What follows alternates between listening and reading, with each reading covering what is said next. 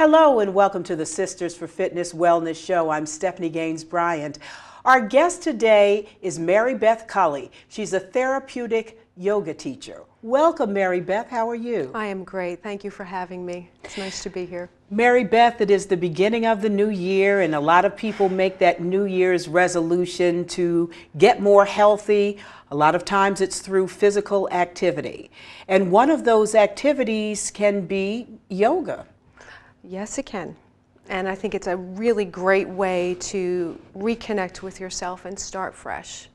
So tell me, what is a therapeutic yoga teacher? I came to yoga because I have MS and I was losing a lot of my ability to do the normal things. I felt my body getting weaker and not so strong, and so I went to a yoga class and was pleasantly surprised that I could, with modifications, do a lot of things. So that just grabbed me for the therapeutic yoga. I knew that if I had the tools, I could work my body in a space that felt good. So therapeutic yoga is to help people use yoga to find space to let their body be as comfortable and healthy as it can in each and every moment. So that's, I guess, in a nutshell. And I think it's a little different for each person, but for me it's finding that space to keep my body as healthy and moving as best I can. Who are your clients primarily? I teach in yoga classes, and you see a lot of students that just have regular issues, low back issues, neck tightness, stress, high blood pressure. Most of my private clients deal with a chronic illness like MS or diabetes or lots of stress. High blood pressure is a big one. Just whatever physical limitations they have. How does that combination of movement, meditation, the whole concept, how does that all blend together to make yoga therapy something that's advantageous to someone who has physical issues? I think it's the mind, body, breath connection. It's the ability to stay in a space where you can move your body in a safe and effective way that works with what you have right on your plate at that moment. Not the body you want to have next week or you had last week, just right in that moment. How can I move this body in this moment in a way that feels good, that is healthy, that doesn't exhaust me, that I will keep up? So I think it's that. And sometimes we just don't simply take a breath. We don't take a moment to take a deep, full breath and let it go and be okay with where we are at that moment. I think yoga gives you the tools to do that. It's all about having tools in your toolbox to make your everyday life a little bit more functional, a little bit easier, to find that space that just feels good. You just mentioned the importance of breathing, and it's of course something we do every day, 24 hours a day. But in breathing, you feel your body, and for the most part, as we rush around dealing with family and friends and work, we don't know what our body feels like. We don't. We numb ourselves out, whether it's with television or electronics or food or alcohol. We don't like to feel the sensations in our body. Also, most people are chest breathers. They breathe up here. If you look at a baby in a crib, they belly breathe. Their whole body breathes. Babies breathe naturally. We don't, unless we choose to. We chest breathe, so it's very shallow, and the breath doesn't reach areas that it needs to reach, and we stay in this kind of fight or flight energy as we move through our day most of the time.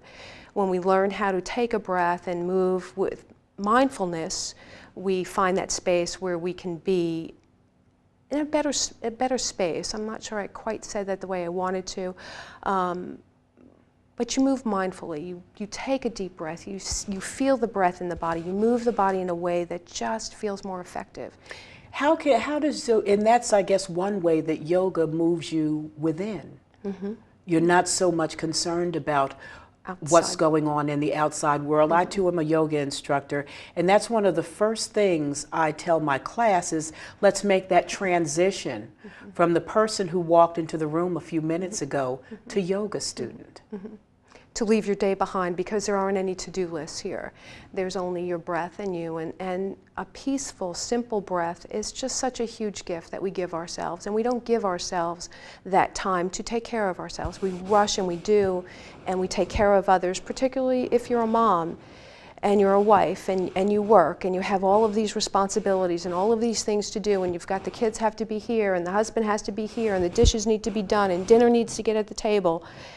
And that's just breakfast, you know, or that's just the end of the day. You're just always going. Laundry has to be done. There's always something that seems to be undone. And we forget. So you run that body like this. Shoulders are here, body is here, and you're just running and running and running so tense. It's, you know, imagine if you just said, okay, I still have to make breakfast. I still have to do this, but I'm going to take a breath first. And when I talk to my kids, I'm going to take that deep breath, and I'm going to move from that space. When I drive my car, instead of having to hit my horn because I want to go first or that person wants to get in front of me and this is a problem, I'm going to take that breath and I'm going to let that person go and I'm going to be okay with that. And I'm going to move from that. It teaches you to move from a different space where that sense of urgency doesn't have to be there every moment of every day. And it is a practice to learn how to do that. Is yoga for everybody? Can I think just so. about anybody do yoga? If you can take a breath in and let a breath out, you can do yoga. Yoga is not about vinyasa flow or the postures or the physical aspect of it. Yoga is about finding a deep breath so you can find a quiet mind and a simple space. So if you can find a place to sit comfortably and take a few deep breaths in and out and let your mind grow a little stiller, let your body just be a little softer and go inside just a bit, that's what yoga is. Interestingly enough, when you watch TV or you look at magazines, you see the yoga people in very challenging postures. Everyone is 110 pounds soaking wet. So it's given, you just spoke the true meaning of yoga, but we all kind of see it as what we see on that television. And I think that's true of most things that you see in the media. Everybody loves the Kardashians. Who lives like this? People don't live like this. Most yoga people do not look like what's on the cover of Yoga Journal.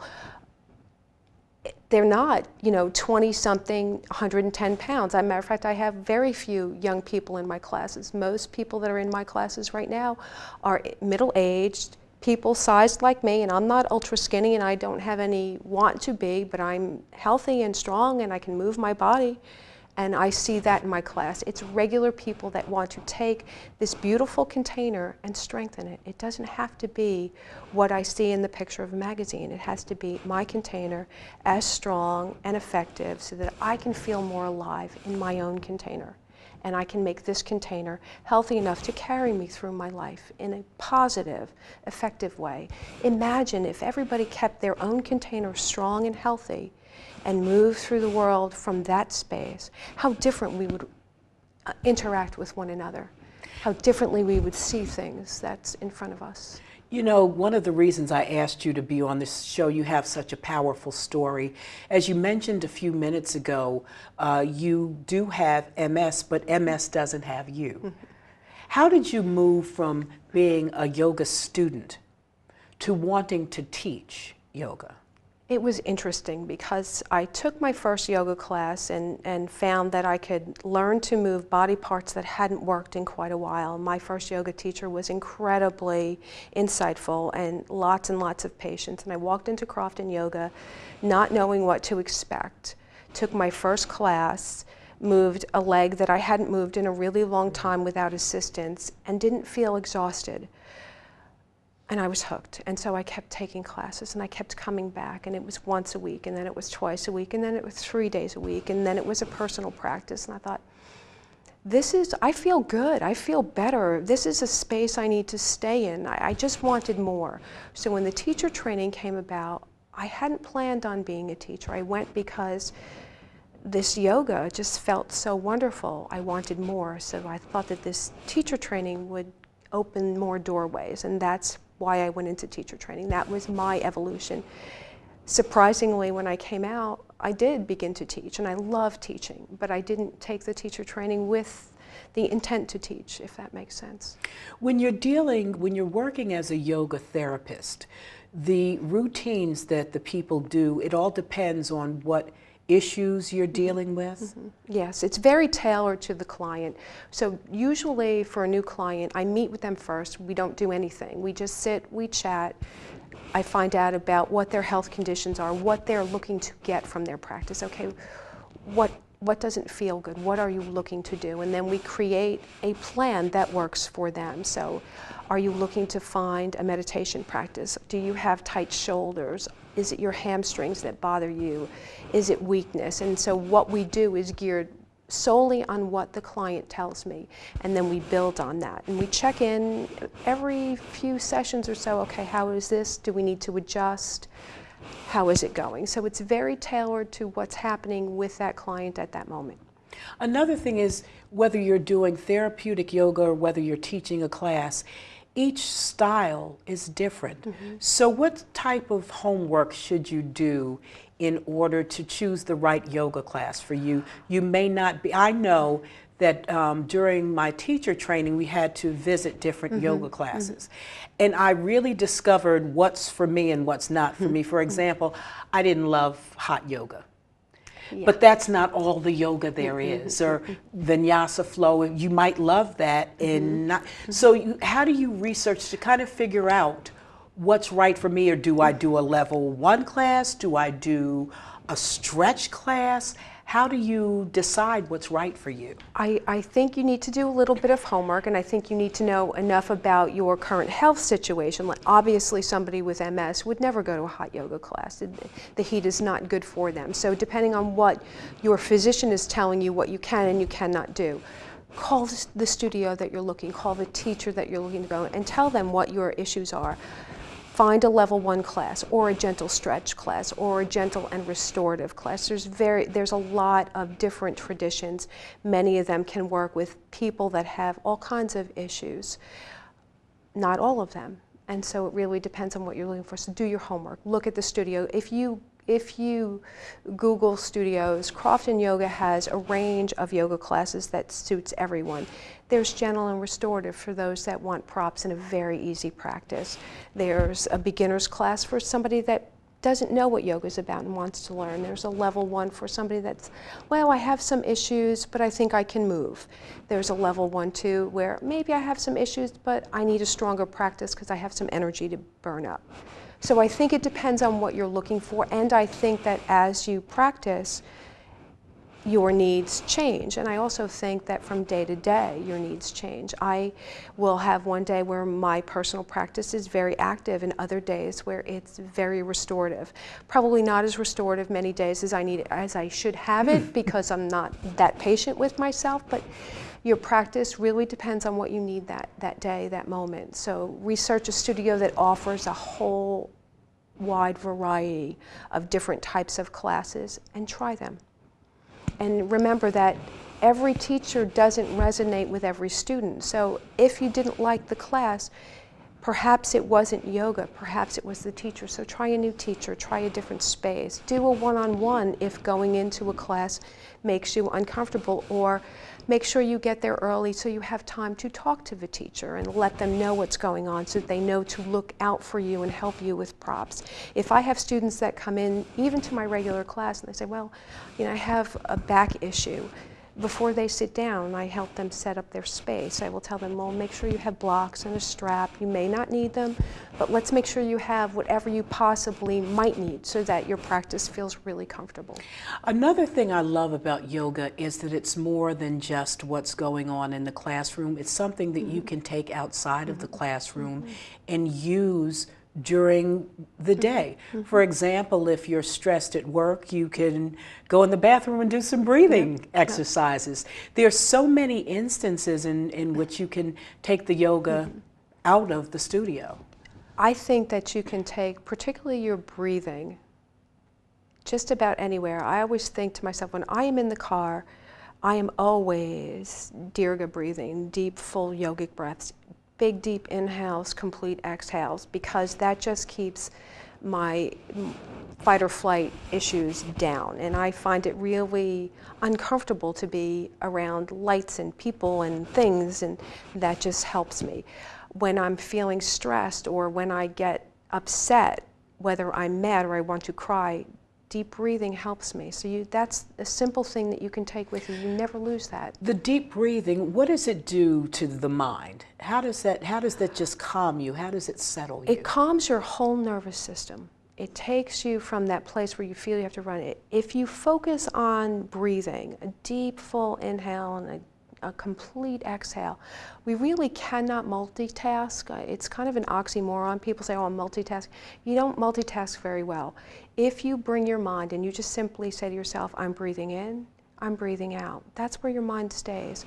When you stay in that space, your mind will slow down, your thoughts will slow down, your body will soften, your nervous system reacts to that simple breathing in and breathing out. You move from fight or flight to rest and digest. And a regular yoga practice also can increase your energy. Mm-hmm. Absolutely, and some of it's designed to do that. There are pranayams that do that to raise your energy, and you want to raise the energy so you can strengthen your container. And then you want to find that space where you can live with that raised energy comfortably. So when you strengthen the body, you can raise the energy using pranayama practices.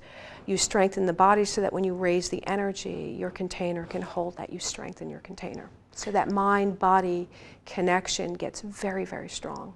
We're all looking for that beach body that we see on the Hydroxycut commercial. And I think we need to stop wanting our body to be something other than a healthy, effective tool. I don't need my body to look a certain way anymore. I did for a long time. I had terrible body issues. Just, you know, everybody wants to be a size 2, which I don't think I was a size 2 since I was 2. I'm not skinny, and I don't need to be. Now when I look at my body, I think, wow, I have some muscle tone. Wow, I can stand up straight. I feel strong. I can feel my abdominal wall. I know where my muscles are. I can soften my shoulders. That is a healthier space to be. So when I sit down and I'm looking at my plate and my food, I'm approaching it from, what does this body need? What would feel good to it? How can I nourish this container so that I can take it and move in a space that feels healthy, that is positively impacting this illness I deal with, rather than negatively adding things to make it even more challenging to deal with. That's just a perfect example of how you can take yoga off the mat, because I found that as well. The way I look at food is different now than it was 3 or 4 years ago. Oh, how I approach everything's a little bit differently, but it's that sense of, wow, I'm aware of what doesn't feel good in my body. I know when I don't eat well, my body doesn't feel well. I know when I get good rest, my body feels better. I know when I do things that feel good to my body, I feel better. And when I do things that I know more quickly. Whereas before I was like, well, you know, I might not have realized that burger and fries and 3 beers, yeah, well, it didn't feel great, but I was okay with it. I didn't pay attention to the fact that I didn't feel good after that. Now I pay attention to, wow, that didn't feel so good. This feels better. That's what's interesting, is that awareness of how what I do impacts how I feel. And I want to feel well, and I want to be healthy. And I feel like I owe my family, I promised them that I would do everything I could to be as healthy as I could for as long as I could. Well, what we're going to do is we're going to take a short break, and when we come back, we are going to do a demonstration, a yoga demonstration from your therapeutic perspective. Okay. Hello and welcome back to the Sisters for Fitness Wellness Show. I'm Stephanie Gaines Bryant. Our guest today is Mary Beth Cully. She's a therapeutic yoga teacher, and right now we're going to take a minute to do some yoga exercises. Great. So take a moment to find a nice, comfortable seated position, Stephanie. Lengthen from pelvis to crown and invite your eyes to close. And just take a moment to check in with your breath. beginning to breathe in and out through your nose. And notice how the breath is feeling today. How the inhale feels as it comes in, how the exhale feels as it goes out. Without needing to change any of it, simply awareness of how your breath is moving.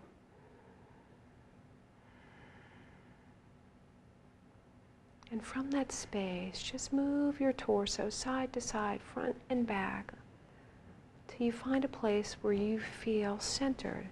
And from that space of center, begin to reach up through the crown of your head. Feel the back of your neck lengthen. Notice the length of your spine. Notice the connection with the chair, the feet on the ground, and invite your breath to deepen. Inhaling and exhaling fully and deeply. Then bring your awareness to your belly. As you inhale, feel your belly expand. Your side ribs open, your upper chest lift, and as you exhale, find the release from the top down, squeezing empty by gently pulling the navel in towards the spine, before releasing into the inhale, the lengthening, expanding, exhaling, releasing, softening, slowly moving to Dirga Pranayama, full yogic breath, 3-part breathing, belly, ribs, chest. Find your deepest in-breath, your most complete out-breath. And if it would feel good to you, layer on the Ujjayi breath by gently constricting the top back of your throat, making the soft sound of the ocean, or maybe right now, the sound of Darth Vader. Use breath and sound to anchor your awareness, so that you can simply focus on breathing in and breathing out. Use breath and sound to go inside. No to-do list, nothing to do, but simply breathe in and breathe out. Find your deepest in-breath, your most complete out-breath. Noticing the expansion of the inhalation, the filling up. And then noticing the release of the exhalation, the letting go. Finding that play of opposites, that lengthening, expanding, holding the length, even as you exhale, release, and soften. Feel the breath in your body, the spaces you're creating, the ease that you're bringing. Full attention on simply breathing in and breathing out.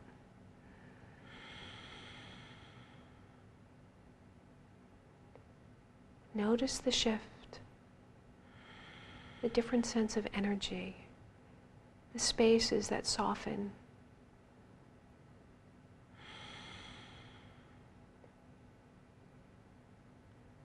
The next time you inhale, fill to 2/3 full. Hold full. Notice the sense of fullness. And when you notice a need for breath, exhale completely, let go. And with that exhale, release all control of the breath. And allow your body to breathe as it needs to, noticing the shift in the breath, the ease in soft places. The next time you exhale, let your chin drop to your chest, let your head be heavy, soften your shoulders away from your ears. Notice the grounding of the feet. And then as you inhale, lift your head, lift your chest, press your chest forward. And then as you exhale, using your hands on your lap, round your spine towards the back, bringing your shoulders forward. Inhale, lifting up, expanding. Exhaling, rounding back. Moving through a few seated cat and cow. So notice the shoulders, the arms.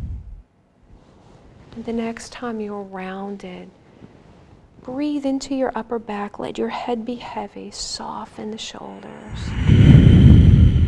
And as you inhale, come forward. And from this intuitive space, begin to circle your torso forward, back, and around. leading with the chest, making your circles as small or as large as you need them to be. Bringing shoulders, elbows, wrists, and fingers into the movement. Taking your time, no need to rush. Connecting movement and breath. And when it feels right for you, pause and change the direction of your circle. Move the opposite way.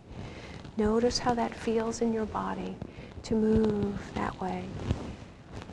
Bringing shoulders, elbows, wrists, softening spaces.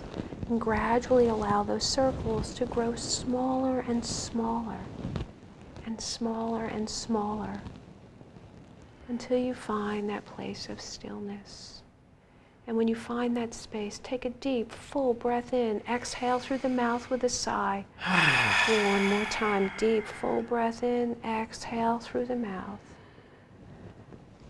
Allow the release. And with your next inhalation, extend your right arm alongside your ear, lengthen up. Feel the grounding of the feet reach through the crown of the head. Keep softening the shoulders away from the ears. Take a deep breath in, and as you exhale, reach over to the left. Soften that right shoulder blade down your back. Lift your chest. Stay grounded on your sits bones. Breathe into your side body. And if it would feel good, turn your head as if you're looking up towards the ceiling. Keep reaching through the fingers. Take a deep breath in and out with your next inhalation. Float that arm up, float it down to your lap. Take a moment, notice right and left. And with your next in-breath, float your left arm up alongside. First, find length in that arm, and then soften that shoulder. Ground through the sits bones, stay connected with your feet. Deep breath in, and as you exhale, reach that arm over to the right. Softening the shoulder, lifting the chest, reaching through the crown of the head. Relax your jaw, your face. Connect with your breath. Take a deep breath in and out. With your next inhalation, lengthen back up. Let your right arm float up as well. Deep breath in, and as you exhale, bring your right hand to your left arm. Left arm falls behind, releases to the back of the chair. Finding the twist, soften the shoulders, ground down through the feet, reach through the crown of the head. Breathe into the twist, notice the ribs. And inhale, let both arms float up overhead. Come back to center and exhale, twist the other way. Left hand to right knee, right hand behind. Find the twist. Inhale, come back to center. Interlace your fingers, reach your palms up overhead. Find that nice long stretch and line of energy. Take a deep breath in, and as you exhale, lean over to the left. Inhale, come up through center. Exhale, reach over to the right. Feel that stretch. Inhale, come back to center. Exhale, float your hands down. Take a moment to notice the space in the shoulders, the arms, the length of your spine. And with your next inhalation, lift your right knee, hug it into your chest, and gently circle your ankle, pointing and flexing the foot, softening the shoulders, finding the breath. Keep breathing, and then let your circles move the other way. And then take that foot, cross it across that left knee. Lengthen your spine. Take a deep breath in, and as you exhale, fold the torso over that folded knee. Keep that foot flexed so you protect the knee. Ground down. Tuck your chin in so the back of your neck grows long. Breathe into that space. And as you inhale, let your torso float up, and as it floats up, pick up the foot and the knee and just rock from side to side. And let that rocking become a circle. And lay that foot down, uncross the foot. Let's quickly move to the other side. So inhale the left knee, circle the ankle first in one direction, then in the other. And then cross that foot over, deep breath in, exhale, fold forward. Feel the stretch in the hip, keep that foot flexed. And then inhale, come back to center. Thank you so much for talking about the benefits of yoga. Thank you for having me and sharing that with everyone. I think that's a wonderful gift that you have. Namaste.